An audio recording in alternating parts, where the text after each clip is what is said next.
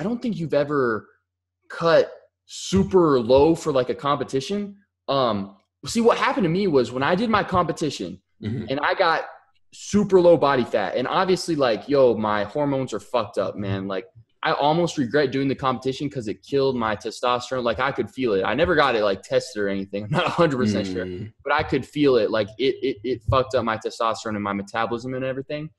And so I noticed that when I started going back to eating at maintenance, first of all, I put on fat because my metabolism was so damaged, and I put on more fat in my midsection than I used to have, right? Really? So the proportion of fat in my midsection was more, right? So it's like my arms, they were leaner proportionally than they ever had been, but my stomach was fatter proportionally than it ever had been. And the thing is that there have been like some studies done, and it shows that if you have super high testosterone levels, you will store less fat like around midsection and generally like more in other places. But as you get like less testosterone and more like estrogen dominant, you will tend to store like more body fat like around your hips and like your stomach. Oh, like, that makes sense because women naturally store more. They have more fat cells in those areas.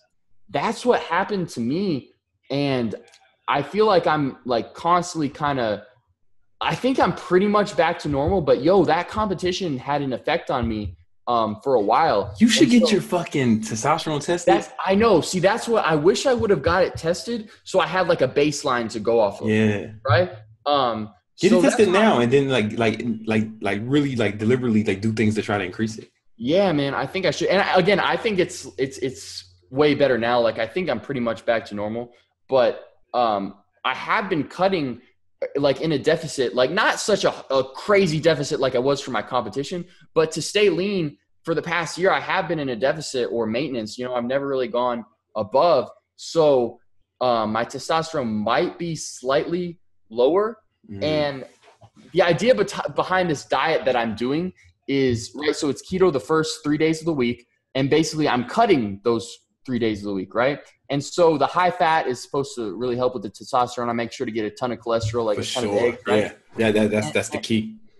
And then, but I'm still getting like, in the end of the week, I'm getting in that surplus, right? So it should kind of reset the leptin levels. There's a book that you should check out, man. I think it's called the metabolic diet or the anabolic diet. It's like, it's that similar protocol. Yeah. Yeah. And it's, I think hopefully like the constant cutting and bulking, it'll help with like the nutrient partitioning, right? So basically, hopefully as my testosterone increases, right, and every week I'm going to be burning a little body fat and then putting some on, hopefully it kind of changes the location, right? It kind of moves more away from the stomach like it used to. Because your hormones are changing.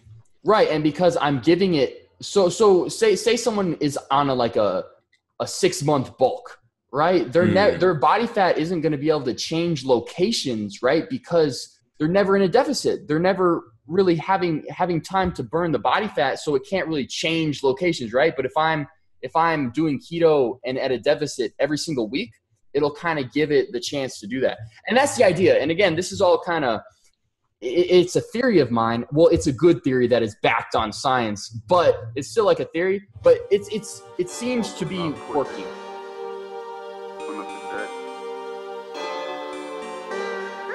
They want me dead. They want me dead. Put that price on my head. No, no, no.